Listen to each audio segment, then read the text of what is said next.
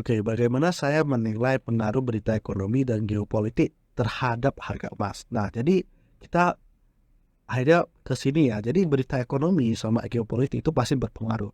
Geopolitik itu akan misalkan ada ketegangan di misalkan kemungkinan akan terjadi suatu perang. Nah, itu bisa memunculkan pengaruh terhadap harga emas sehingga harga emas bisa melambung tinggi karena semua orang mau menjaga nilai dari uangnya.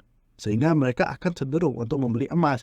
Karena banyak yang membeli emas, maka harga emas akan naik. Nah, itu logiknya. Nah, kalau misalkan ekonomi kita ngomongin tentang Amerika biasanya. Kalau Amerika itu adalah suatu mata uang yang digunakan oleh satu dunia ini, di mana ketika kita mau berdagang dengan negara lain kita harus menggunakan US dollar.